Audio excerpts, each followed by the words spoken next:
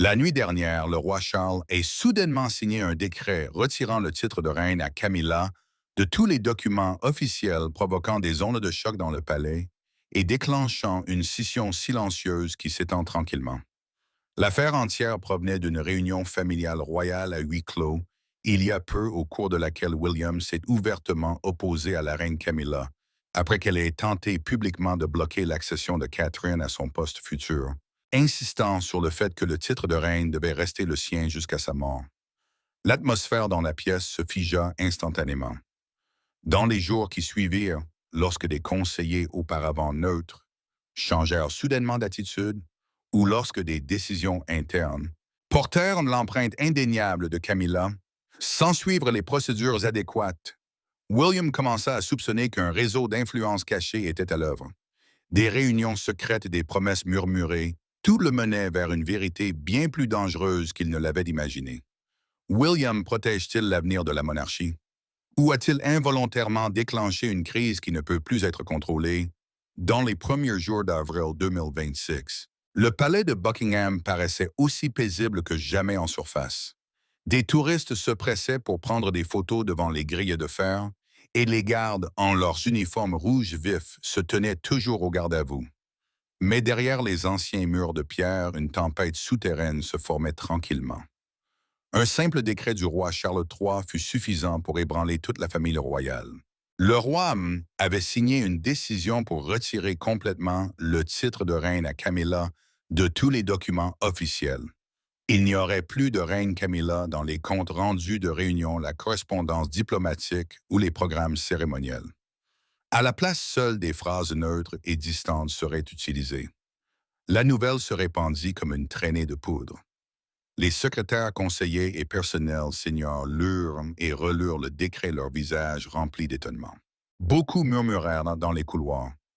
Ce n'est pas une affaire mineure, c'est le signe d'une profonde fracture.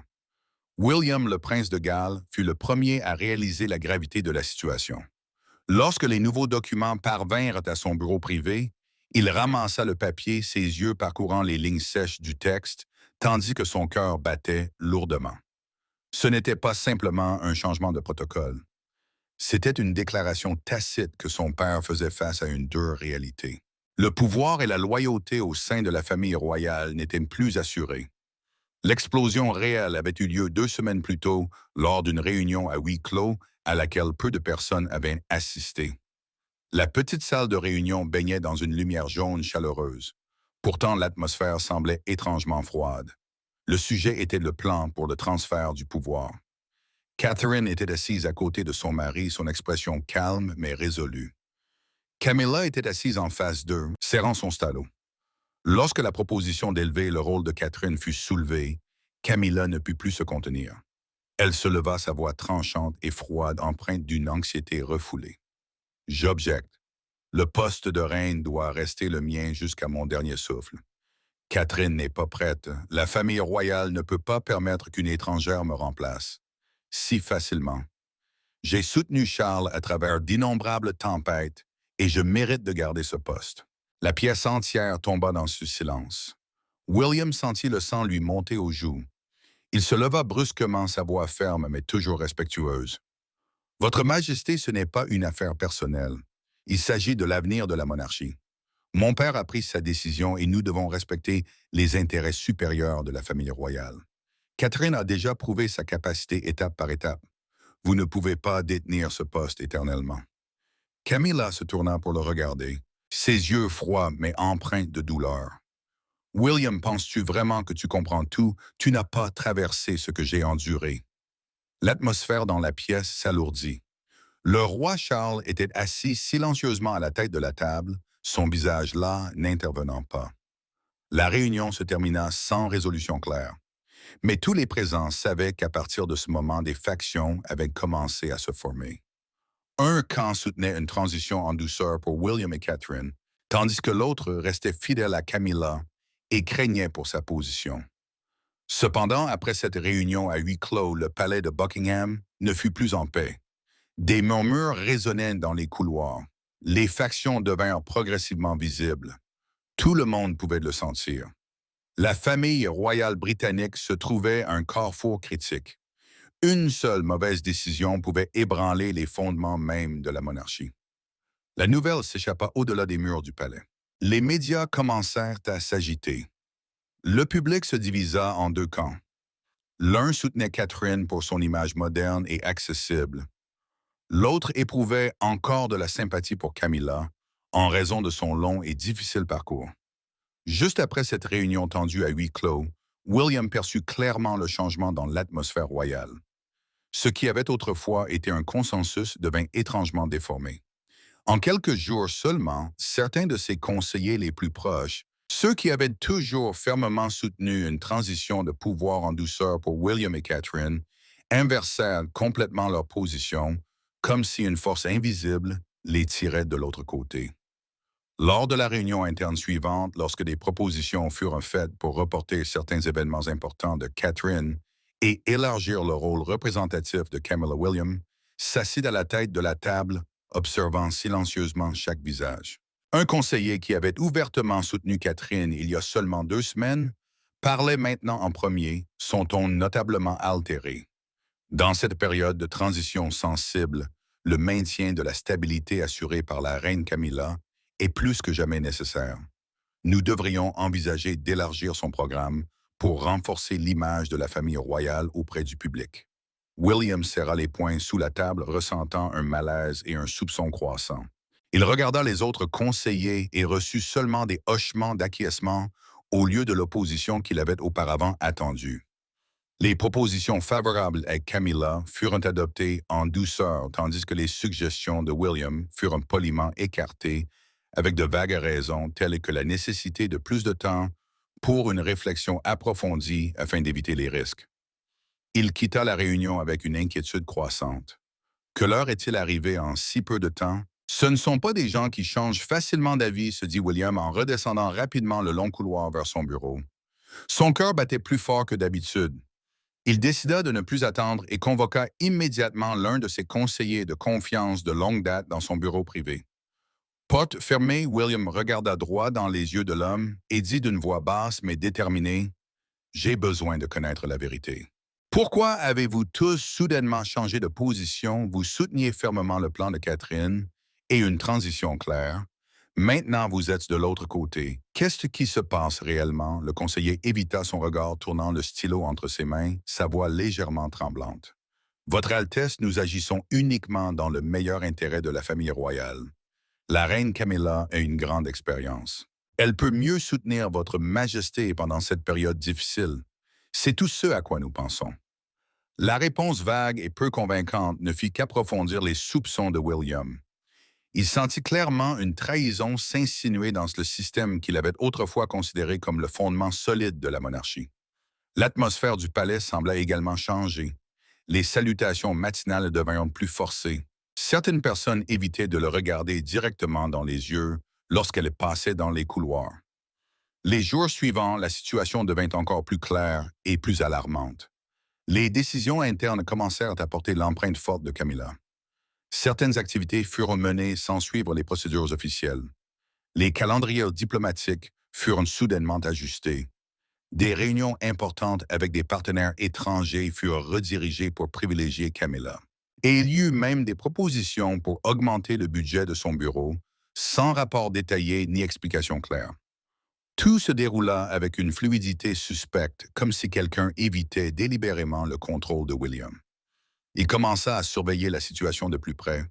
Il remarqua que certains conseillers étaient fréquemment absents de ces réunions plus restreintes, mais apparaissaient régulièrement lors de sessions privées avec Camilla. Les messages internes changèrent également de ton passant de neutre à partial, soulignant toujours la stabilité et la longue expérience de Camilla, tout en minimisant subtilement le rôle de Catherine dans la période actuelle. Un soir, alors que le palais était plongé dans l'obscurité, William se tenait près de la fenêtre de son bureau, regardant les jardins tranquilles de Buckingham. Il prit son téléphone et appela Catherine, sa voix pleine d'inquiétude et d'épuisement. « Kate, quelque chose ne va pas. Les conseillers changent d'une manière très étrange. Ils ont commencé à soutenir des propositions qui profitent à Camilla sans aucune raison convaincante. Je soupçonne de la corruption ou une influence cachée derrière tout cela. C'est plus grave que ce que je pensais initialement. Catherine resta silencieuse un moment, à l'autre bout du fil, puis répondit d'une voix ferme, qui révélait aussi une claire préoccupation. Tu dois être très prudent, William. Si c'est vrai, ce n'est plus seulement un différend personnel.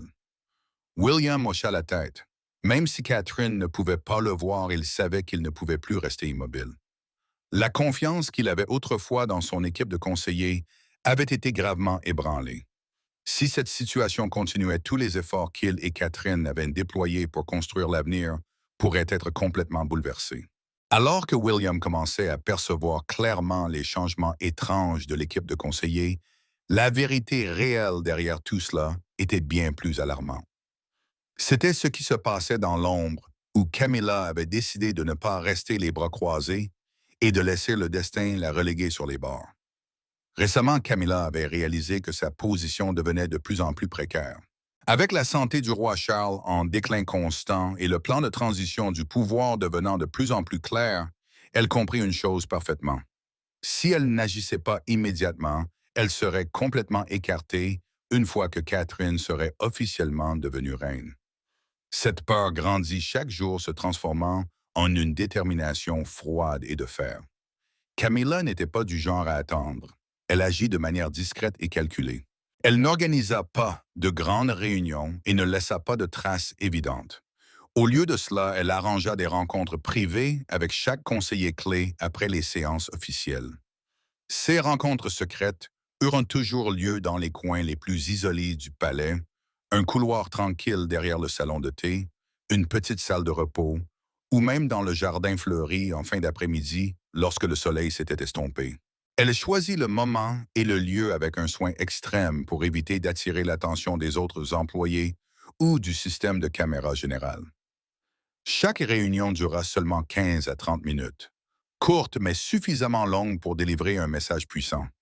Dans ces réunions privées, Camilla n'allait pas par quatre chemins ni n'utilisait un langage fleuri. Elle regardait chaque personne droit dans les yeux avec un regard perçant et parlait d'une voix basse mais très persuasive. Je sais que vous êtes inquiet pour votre propre avenir. Si vous me soutenez pour maintenir cette position, votre pouvoir et votre statut seront garantis à long terme. La famille royale n'oubliera pas ceux qui restent loyaux pendant cette période difficile. D'un autre côté, tout pourrait changer très rapidement. Outre les promesses, des avantages spécifiques furent livrés discrètement et habilement. Pas des sommes d'argent énormes facilement détectables, mais des privilèges subtils, des postes internes plus élevés, un soutien financier pour leurs familles, des opportunités d'avancement de carrière pour leurs enfants et petits-enfants ou même des cadeaux luxueux emballés comme des témoignages de gratitude personnelle. Tout fut géré avec une sophistication telle que personne ne pouvait facilement le retracer en peu de temps.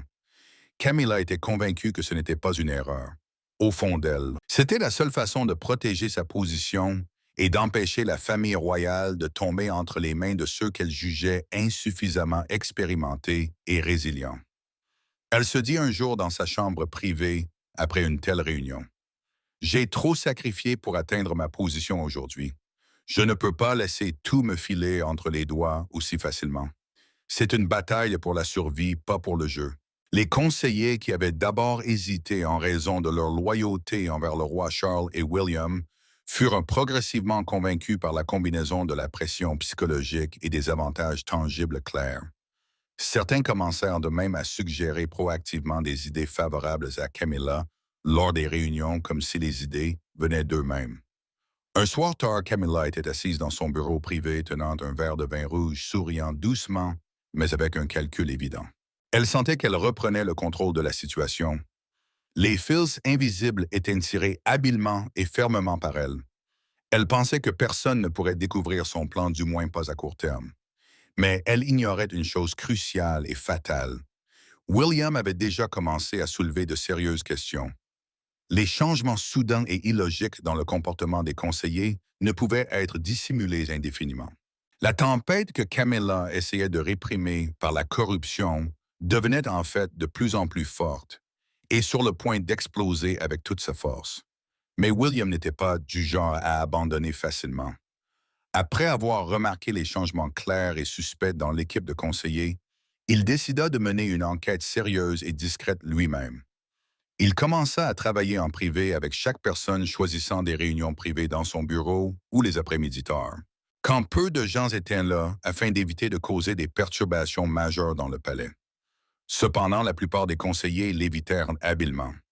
Plus William fouillait, plus ils éludaient, provoquant ainsi un blocage rapide de l'enquête. Il se sentait frustré car le système auquel il avait autrefois fait confiance semblait maintenant agir contre lui. Alors qu'il commençait à s'irriter par le manque de pistes concrètes, un cadre supérieur, un homme qui avait travaillé au palais pendant de nombreuses années et était resté loyal à la monarchie, rencontra secrètement William un soir tard. L'homme regarda autour de lui dans le couloir vide nerveux et murmura avec inquiétude, « Je ne peux plus rester silencieux. J'ai vu la reine Camilla organiser plusieurs fois des réunions privées avec des conseillers clés. Ces réunions n'étaient pas conduites par l'intermédiaire de Sa Majesté ni selon une procédure officielle. Ils prétendaient que cela visait à renforcer la confiance royale pendant la période de transition. Mais la manière était beaucoup trop opaque. Les réunions se déroulaient dans des lieux cachés, duraient longtemps et aucun procès-verbal n'était enregistré. William serra la main du manager, sa voix remplie de détermination, mêlée de colère. Ce pourrait être la clé la plus importante que je cherchais. Garder ces informations secrètes jusqu'à ce que tout soit clair.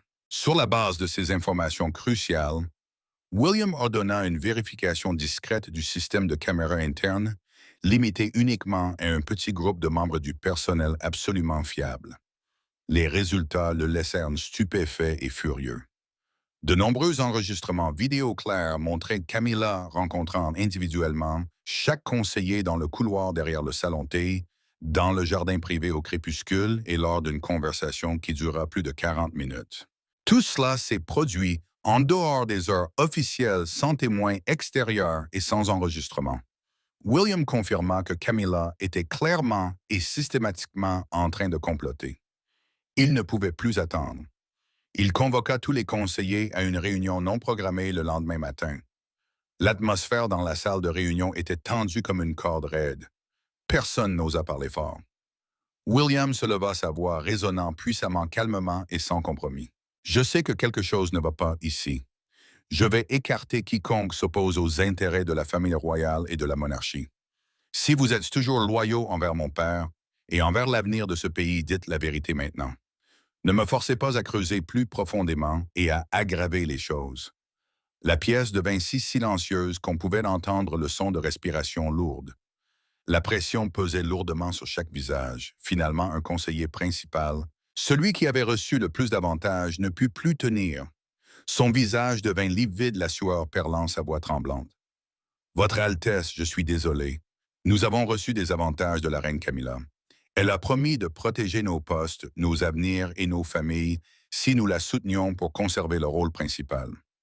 Elle nous a rencontrés individuellement et nous a fait des promesses claires, y compris un soutien financier caché. » William resta immobile, ses yeux lançant des éclairs de fureur mêlés de profonde déception. Il regarda chaque visage autour de lui et dit lentement, chaque mot un avertissement. « Vous avez laissé la cupidité et la peur obscurcir votre jugement. C'est non seulement une trahison envers moi, mais une trahison envers toute la monarchie et la confiance du peuple. » Les aveux du conseiller furent la dernière pièce du puzzle. Combiné aux preuves irréfutables des caméras, William avait maintenant une preuve solide pour tout relier. Il savait que la véritable confrontation était imminente, mais au moins il détenait maintenant la vérité. Il quitta la salle de réunion, ses épaules lourdes de fardeau, mais ses yeux plus déterminés que jamais. Dans le même temps, William resserrait l'étau de son enquête. Camilla sentit aussi clairement le danger approcher. Elle n'était pas du genre à paniquer facilement, mais son instinct de survie, affûté par des années de tempête royale, lui disait que la situation était très sérieuse et nécessitait une action urgente. Ce soir-là, dans son luxueux mais froid appartement privé, Camilla convoqua immédiatement son assistante la plus fidèle. Sa voix était basse, glaciale, ne montrant aucun signe de tremblement. « Écoute attentivement. Tout doit être effacé immédiatement. Les calendriers, les messages, les emails internes et toutes les traces financières relatives à ces réunions privées. Ne laisse rien derrière qui puisse être retracé, pas même le plus petit détail. L'assistante hocha la tête, le visage pâle. Votre Majesté, c'est bien cela, Camilla lui lança un regard aussi tranchant qu'une lame. Ne pose pas de questions. Fais-le rapidement. Je ne veux entendre aucune excuse si tu échoues. C'est un ordre. En quelques heures seulement, une opération de nettoyage discrète mais approfondie fut menée à la hâte. Les calendriers secrets furent complètement effacés du système informatique interne. Les courtes correspondances furent définitivement effacées et impossibles à récupérer. Même les petits transferts financiers furent dissimulés en les acheminant via des fonds intermédiaires difficiles à tracer, rendant les pistes estompées. Le lendemain matin, Camilla convoqua en privé plusieurs conseillers en qui elle avait beaucoup investi. Elle regarda chacun d'eux droit dans les yeux et parla d'une voix calme, mais irrésistiblement menaçante. Désormais, vous ne saurez rien de ces réunions privées. Si l'on vous demande, dites que ce n'étaient que des discussions ordinaires sur les devoirs royaux et la santé de Sa Majesté. Ne laissez aucune déclaration nous nuire à vous ou à vos familles. Un conseiller inquiet demanda doucement. Votre Majesté, et si le prince William était déjà au courant, Camilla sourit froidement. Il n'a pas encore de preuves solides, et nous ne lui en laisserons pas obtenir. Souvenez-vous, vous êtes tous dans le même bateau. Si je tombe, vous tomberez aussi. Ils ont échappé de justesse, tombant dans un silence absolu ou modifiant habilement leurs déclarations. L'atmosphère du palais devint encore plus tendue. Beaucoup sentirent qu'une purge silencieuse était en cours, et chacun craignait pour sa propre position. Camilla était assise seule dans son salon privé, tenant une tasse de thé, mais sans boire. Elle regarda par la fenêtre le jardin et murmura « Je contrôle la situation maintenant. Il n'y a plus de preuves directes significatives laissées. William peut avoir des soupçons, mais il ne peut rien prouver clairement. J'ai encore le temps de retourner la situation. Elle était convaincue d'avoir éteint la mèche dangereuse. Les traces les plus dangereuses avaient disparu. Les conseillers étaient maintenant plus craintifs et plus loyaux en raison de leurs propres intérêts et de leur sécurité. Camilla ressentit un léger sentiment de soulagement mêlé à sa fierté familière. Elle croyait que son plan était resté intact et qu'elle détenait toujours l'initiative, mais elle ignorait une chose cruciale et fatale. William possédait déjà un témoignage détaillé et spécifique de ce conseiller. Bien que Camilla ait effacé la plupart des enregistrements papier et numériques, la confession vivante d'un être humain est restée la preuve la plus solide qui ne pouvait être effacée. Les indices indirects des caméras et le témoignage étaient assemblés par William pour former une image complète et irréfutable. Quelques jours plus tard, l'atmosphère au palais de Buckingham était aussi lourde qu'avant une tempête massive. Le Conseil royal fut convoqué d'urgence dans une salle de réunion discrète où étaient présents uniquement les plus hauts responsables. La lumière jaune éclairait la longue table en bois, mais elle ne pouvait dissiper la tension et l'anxiété qui enveloppaient toute la pièce. William entra d'un air ferme et solennel. Il s'assit attendit que tout le monde se calme, puis se leva. Sa voix résonna clairement calme, mais portant un poids indéniable. Père et tous les membres du Conseil aujourd'hui, je dois présenter la vérité entière. Il ne s'agit pas d'un soupçon personnel, mais d'une conspiration impliquant l'abus de pouvoir au sein de la famille royale, menaçant directement la stabilité de la monarchie. Il présenta tout pas à pas, logiquement en détail et froidement. Premièrement, la série de réunions secrètes entre Camilla et les conseillers fut prouvée par des images de caméras internes claires. Les images indéniables, Camilla rencontrant chaque personne en privé dans des couloirs cachés dans le salon T, privé à des heures non officielles. Ensuite, vint le témoignage détaillé et signé du conseiller qui avait avoué. Nous avons reçu des avantages de la reine Camilla. Elle a promis de protéger nos postes, nos avenirs, si nous la soutenions, pour qu'elle conserve le rôle principal. Chaque phrase de William frappa comme une lame tranchante. L'atmosphère dans la salle de réunion devint de plus en plus étouffante. Les membres du conseil se regardèrent. Personne n'osa parler immédiatement. Le roi Charles était assis à la tête de la table, son visage âgé montrant une profonde lassitude et une douleur profonde. Il n'interrompit pas son fils se contentant d'écouter silencieusement avec des yeux tristes. Lorsque William eut terminé sa présentation, il se tourna pour regarder directement Camilla et dit « Votre Majesté, tout est désormais clair. Vous avez utilisé l'argent, les privilèges et les promesses pour acheter la loyauté des conseillers. Vous avez sapé les fondations de la famille royale simplement par peur de perdre votre statut personnel. » Camilla resta silencieuse un long moment. Son visage pâlit, mais elle conserva sa force familière et sa fierté. Elle se leva lentement, sa voix légèrement mais toujours résolue. « J'ai tout fait pour la famille royale. Je ne voulais pas voir la monarchie tomber entre les mains de personnes manquant d'expérience et de résilience suffisante. J'ai soutenu Charles à travers d'innombrables difficultés et tempêtes. Je ne pouvais pas rester les bras croisés et voir tout me prendre si facilement. » Ces paroles n'étaient pas des excuses, mais une défense fière. Cependant, personne dans la pièce n'était convaincu.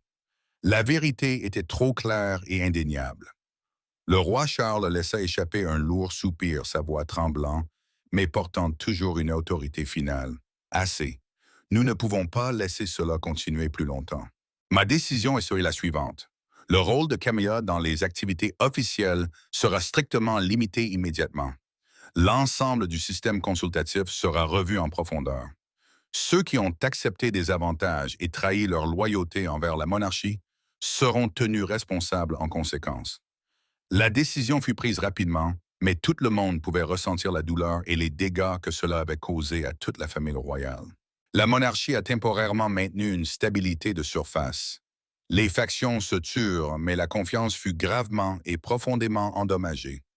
Beaucoup savaient que cette fissure ne guérirait pas facilement à temps. William quitta la salle de réunion, ses épaules lourdes de responsabilité. Il s'arrêta un instant dans le long couloir regardant le portrait de la reine Élisabeth II accroché au mur. Il murmura « Nous avons évité que la famille royale ne s'effondre. Mais le prix que nous avons payé est vraiment trop élevé. » Quant à Camilla, elle retourna dans sa chambre privée en silence complet. Elle s'assit sur sa chaise, ses mains serrant fermement les accoudoirs, ses yeux distants et épuisés. Pour la première fois depuis de nombreuses années, elle ressentit clairement les limites du pouvoir et la douleur de l'échec. Elle avait perdu non pas parce qu'elle manquait de sagesse, mais parce qu'elle avait laissé la peur et la cupidité la contrôler trop. La conspiration ne se termina pas par une conclusion parfaite et harmonieuse, mais par une dure leçon pour tous. Même au sein de la famille royale la plus puissante du monde, la cupidité et la peur de perdre sa position peuvent encore pousser les gens à des actions dangereuses. Qu'en pensez-vous, l'action de Camilla, consistant à corrompre et à abuser de pouvoir, était-elle motivée par une ambition personnelle ou par la peur de perdre sa position au sein de la famille royale? Partagez vos réflexions avec nous dans la section commentaires. N'oubliez pas d'aimer, de partager et de vous abonner pour plus de contenu. Cliquez également sur la prochaine vidéo qui s'affiche à l'écran. Vous allez apprécier. Vous allez apprécier. Vous allez apprécier.